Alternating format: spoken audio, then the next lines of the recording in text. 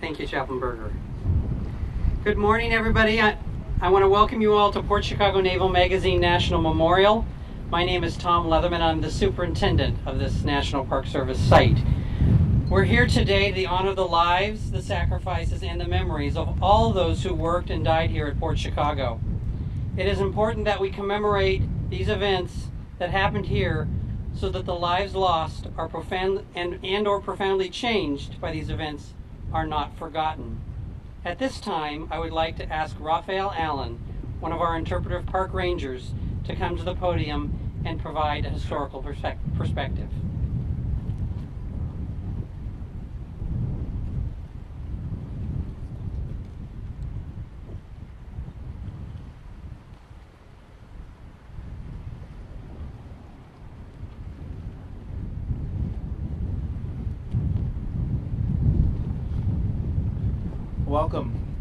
Welcome to a very special time capsule. We are honored that you chose to come to this place and that you've chosen to give over this morning to thinking about the past. Men of all ranges, men of all races did dangerous and vital work here. Port Chicago Naval Magazine National Memorial honors the commitment and service of the sailors, Marines, Coast Guard, merchant Marines, and civilians killed or injured in the largest stateside disaster of World War II.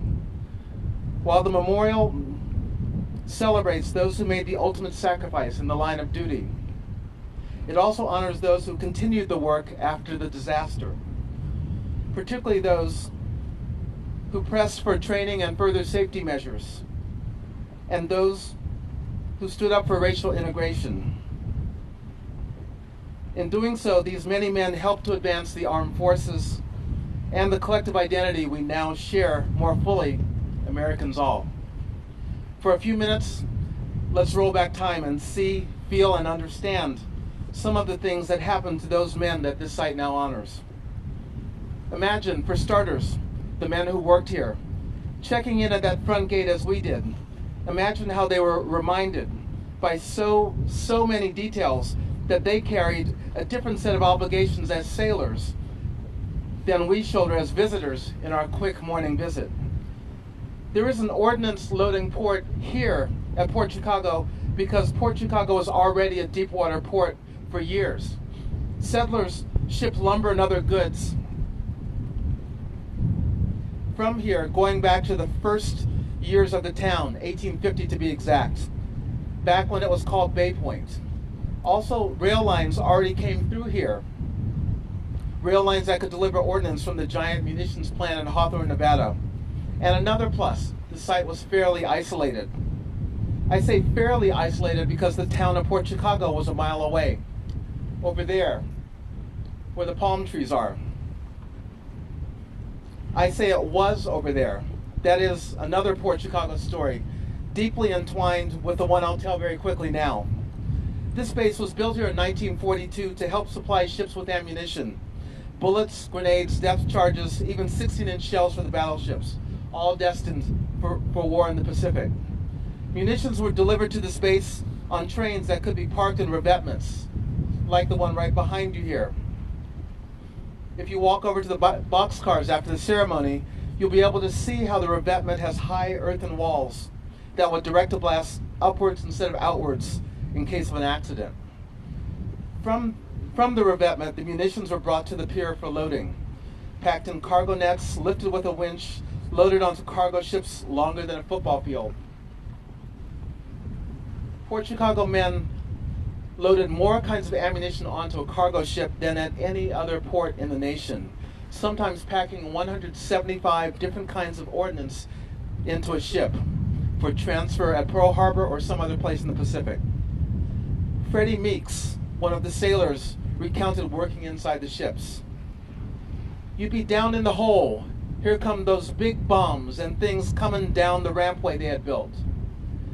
But sometimes they let it come down too fast and they hit together and they made a loud noise. Percy Robinson also remembered this. You hear this all night long. Boom, boom, boom, boom, boom, as the unarmed bombs banged against each other and every other surface. The men were told that the munitions had no detonators and were harmless, yet now we know these men were in great danger. The Navy had officially barred blacks from enlisting from 1919 to 1932. Then the Navy revived their practice of directing blacks to menial duties as steward and cook. During World War II, the Navy expanded their enlistment of blacks, recruiting African Americans to serve in segregated menial onshore roles, including construction battalions, that is the Seabees, and ordnance battalions such as we had here, loading ships. All of the naval seamen in the ordnance battalions here were black, all the officers white. While we fought against Adolf Hitler and his campaign for Aryan supremacy, Americans fought and worked in segregated crews.